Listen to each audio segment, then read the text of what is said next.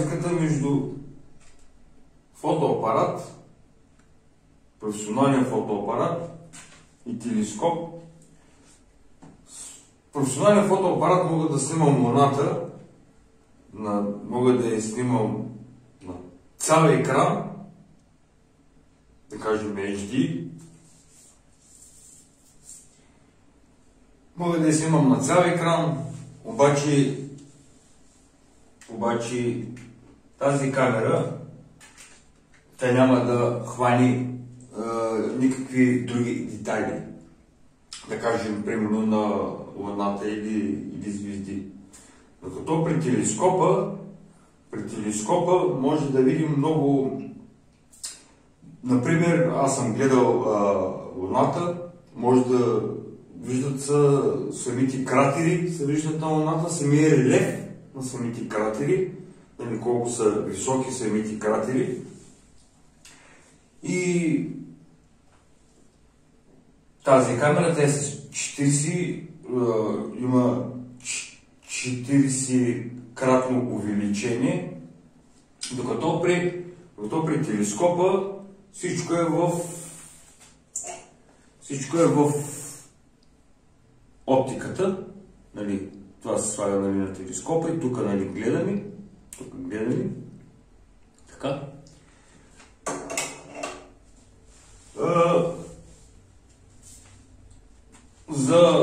Специално за луната ни трябва лунен филтър. Какво значи лунен филтър? Лунен филтър е черно стъкло, което се навива и тук, отдолу. Тук има резьба. Това е резьба. Значи, както може да видим, аз имам тук и друг. Имам и друг окуляр. Това е комбиниран окуляр, тъй като този е само 20 мм, е този. Този е от 21 мм до 7 мм, демек колкото са по-малко милиметрите, прави по-голям зум. Значи, ако примерно сложа 4 мм е такъв окуляр на телескопа, даден обект, било звезда, планета или луната, ще ги виждам от още по-близо. Това е разликата. И този окуляр, както с този пръстен, той като се върти и сега в момента е на 9 мм, 11, тук долу точката точно това ни казва, 15 и както може да видим и този окуляр има резьба отдолу за филтър. Има зелени филтри, червени филтри, сини филтри, има и лунни филтри, най-различни цветове филтри има. И как става номера? Това е самия фокус, защото примерно ако съм фокусирал, примерно да кажем на този окуляр, дадена звезда, и съм го фокусирал, нали, това е с фокуса, нали, това се въртим, това се дига нагоре и надолу. И ако примерно съм го нагласил на този окуляр, примерно да кажем да гледам луната, обаче като сложа този, трябва отново да направя фокус. За луната ни трябва лунен филтър. Защо ни трябва лунен филтър? Защото когато гледаме, да кажем за кратко време, примерно да кажем за 3-4 минути да гледаме луната, няма проблем. Обаче ако гледаме продължително време и нали, ние гледаме, нали, в самия окуляр, нали, с едното око, ако гледаме по-продължително време и след това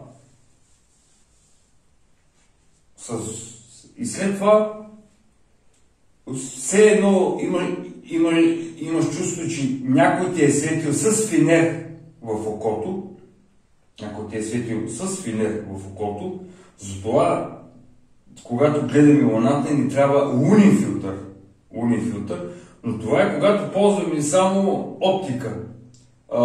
Когато ползваме подобни окуляри с оптика, това има, нали, тази е по-опростена оптика, тази е малко по-сложна оптика, защото вътре са доста лупи, групирани, горе има 2 лупи, долу има 2 лупи, нали? И затова ни трябва лунен филтър, когато снимаме Луната.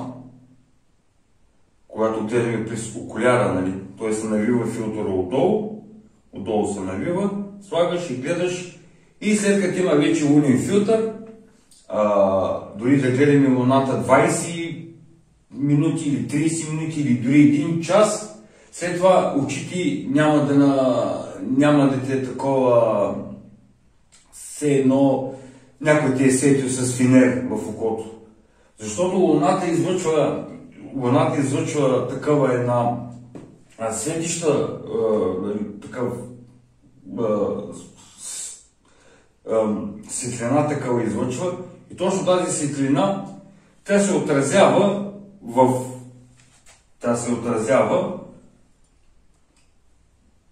в телескопа, се отразява, и оттам ние гледаме през окуляра, и тази светлина, която Луната излъчва, ни влиза директно в окото, и след това, след, да кажем, 20 минути сме гледали Луната без лунен филтър, и след това имаме чувство, че на някой не е сетил с финер в окото. Когато гледаме звезди или други планети, там лунен филтър не ни трябва. И този телескоп, той работи с тип огледала. Тук отзад, накрая има едно огледало кръгло. То е дебело, санти и половина е дебело огледалото. Такова огледало е, кръгло, тежко е, много е тежко. Дебело е санти и половина.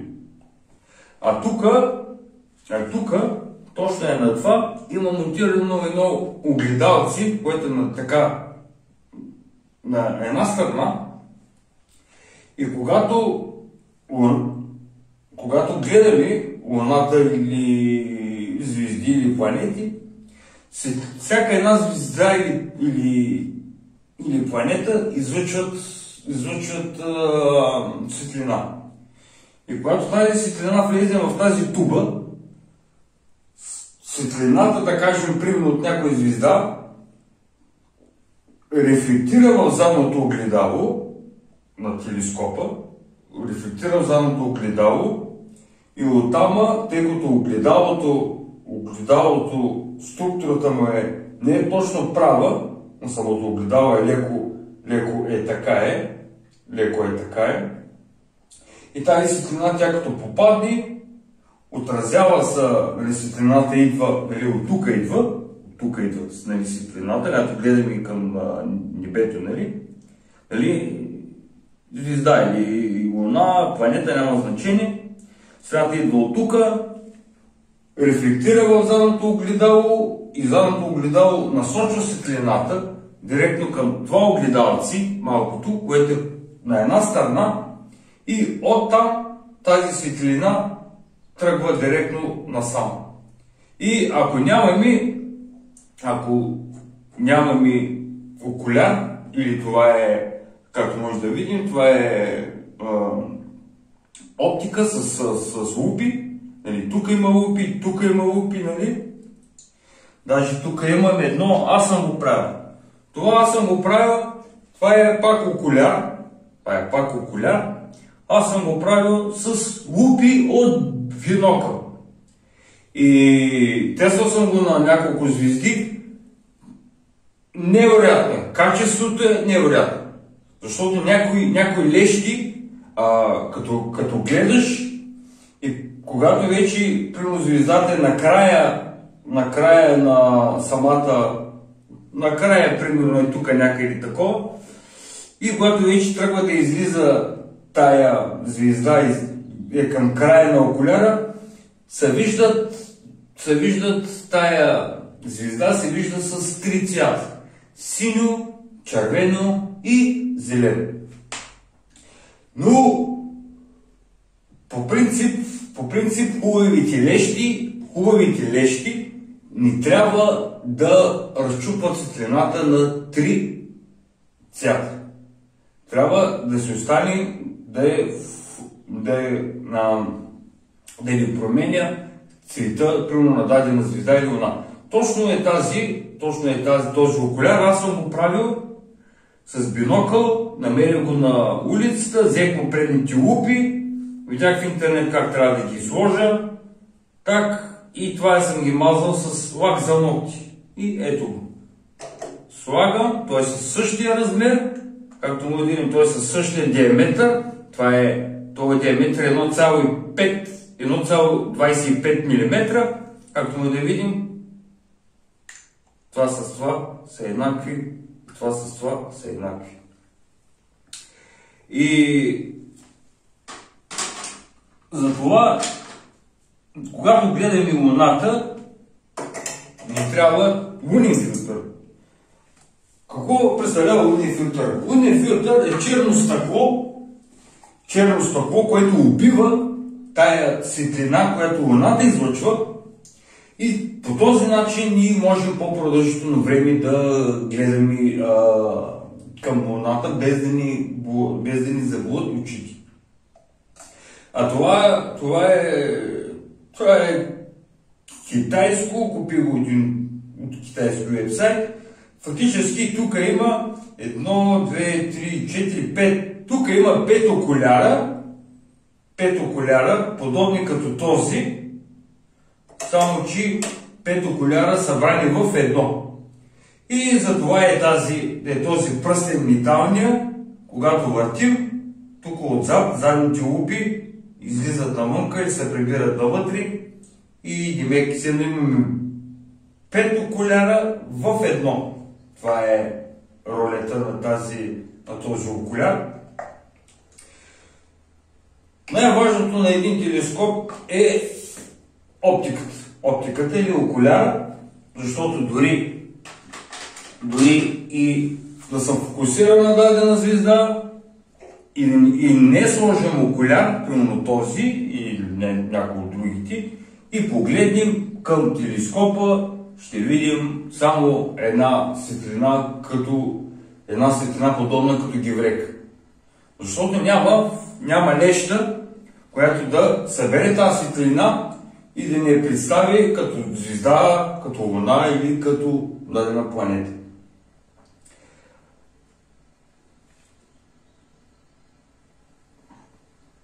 Този уред на телескопа, това е лазерна точка. Лазерна точка, тя е с батерия, има едно копче отстрани, цък, включва се и се изключва. Тази лазерна точка, тя трябва да е настроена, каквото тази точка показва тук, това да се вижда през окуляра. През окуляра. И примерно аз как наблюдавам звездите, нагласям телескопа по тази лазерна точка, как го нагласям, телескопа се заключва на две места. Едната позиция телескопа така да се движи, другата посока е така да се движи. Сега в момента е заключен на двете, едната е хоризонтала, другата е вертикала, и сега тук има едни вратки, сега ще ги отхлаба и ще го отключа от двете хоризонтали, и сега телескопът е напълно подвижен, както може да видим, мога да си го заброза на гажден, но звездата е там, пускам лазерната точка, нагласям точно лазерната, както е звездата, върху звездата трябва да е лазерната точка. След като го направя, затягам двата болта и когато погледна в окуляра, звездата трябва да се вижда. Или луната, примерно, няма значение. По този начин много бързо се позиционира телескопа към дадена звезда, планета или луната. Но за да имаш телескоп, също трябва горе-долу да познаваш съзвездие, едно друго. Сега, нали, те са много съзвездия, не може човек всички съзвездия да знае, но елементарните горе-долу съзвездия всеки ги знае, нали? Но има апови на телефона, които в смисъл как борал аз, имам ап и отворя го апа, сложи телефона, хоризонтално е тук на телескопа, тъй като телефона както е, директ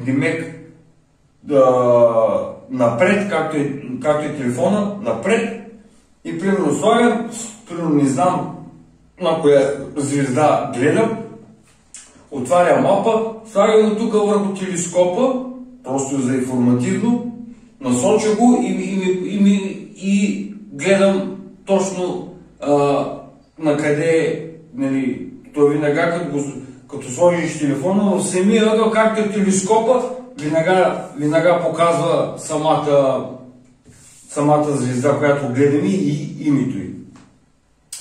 Това е много важно за апа.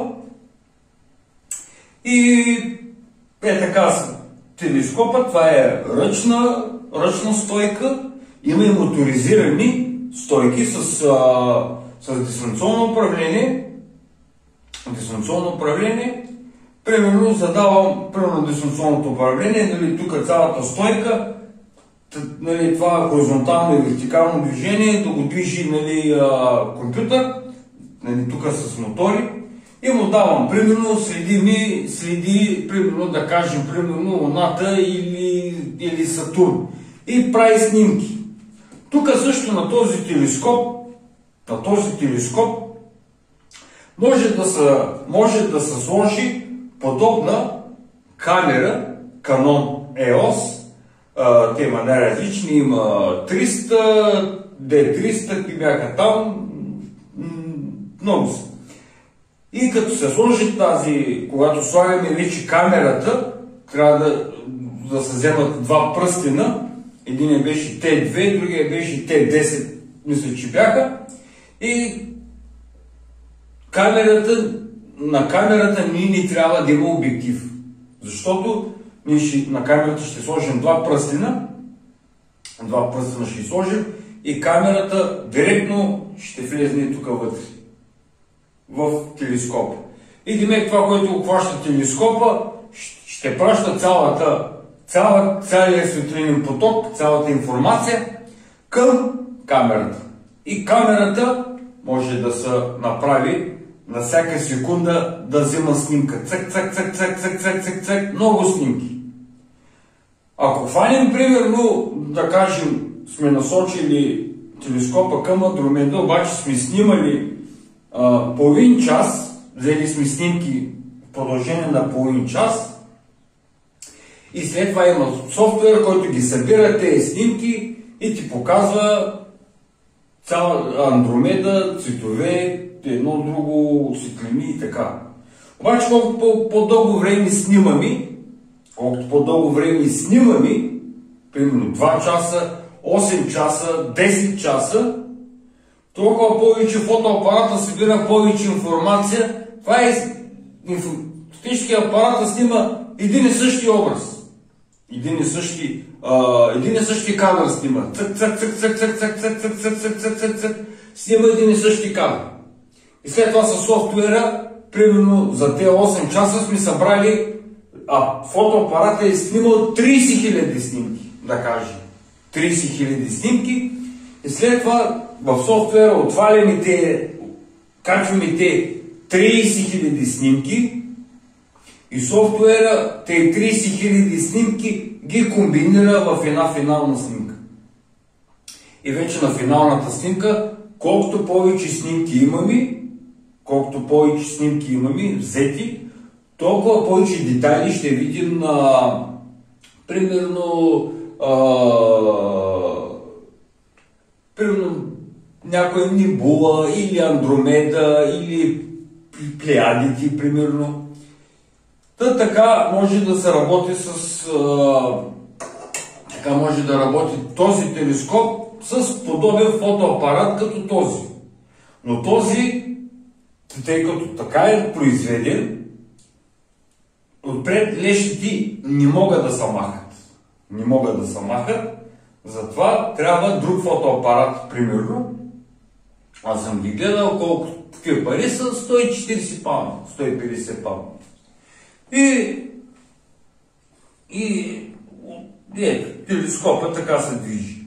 Тая ръчка, като я въртиш, нали, може тук да закрепим едно моторче и демек като завърти моторчето, и той си го движи, демек моторчето е така, наляво надясно и тази е нагоре и надолу.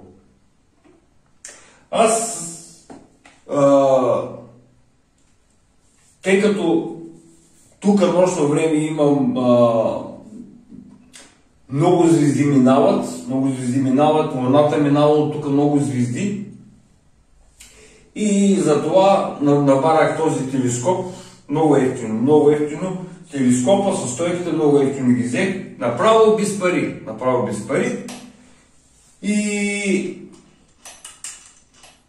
нали, нов такъв телескоп е около 300-350 паунда, но те са различни видови. Той работи с огледала.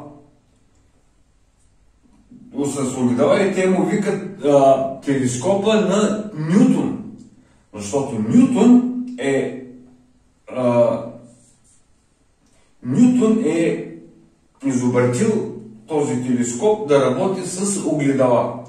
Това означава, че винаги, колкото при тези телескопи, това се казва, този телескоп, те са три различни вида, този е рефлектор, защото работи с огледала.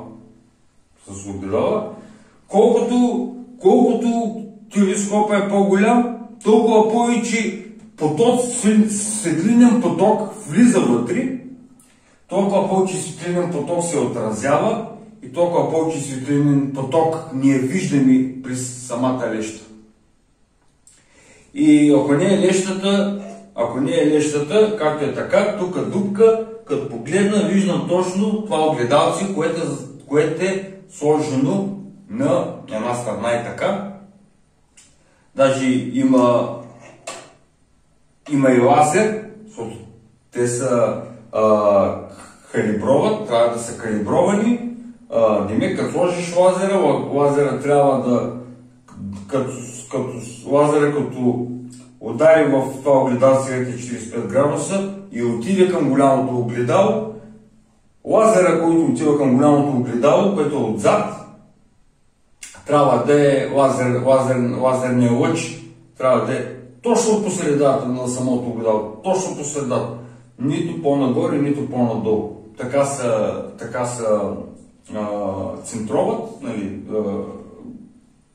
колкото е по-центрован един телескоп, толкова по-добре. И много важното за един телескоп, вътре трябва да е черен. Сегашно време всички работи, дори този телескоп е произведен в Китай. Но когато аз го купих, телескопа вътре беше сив.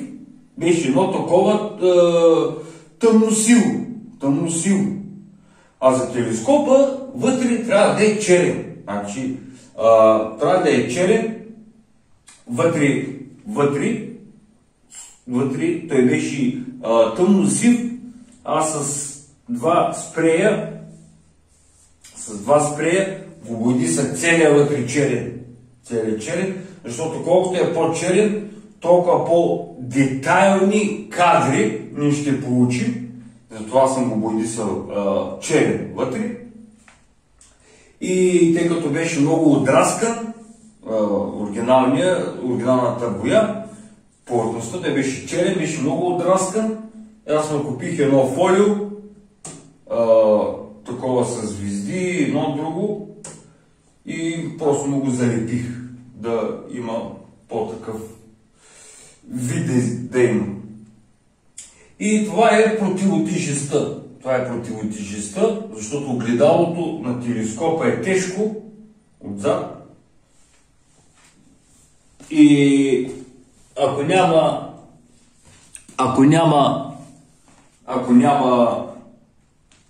тази тежест тук, ако няма тази тежест, телескопа става неуправляем. В смисъл,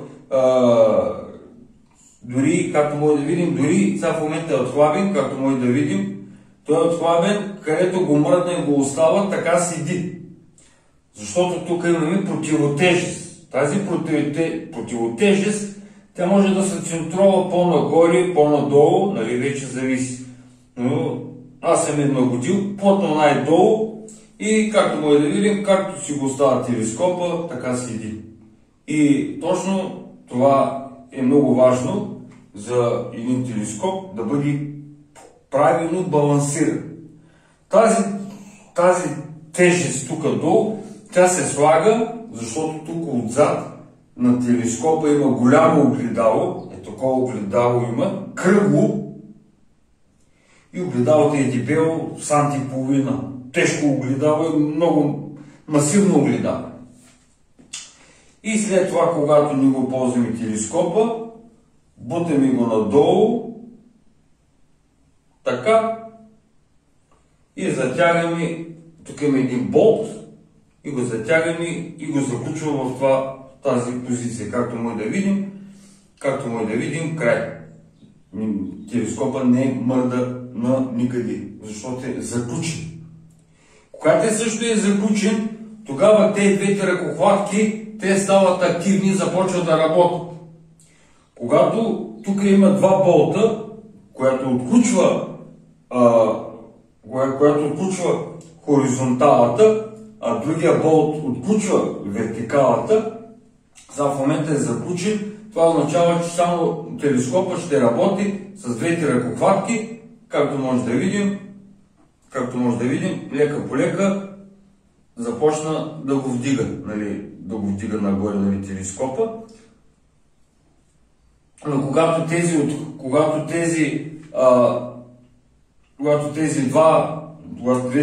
ръкохватки за вертикалата и хоризонталата са отключени или не са стегнати, телескопа може да го местим как си искани. Така.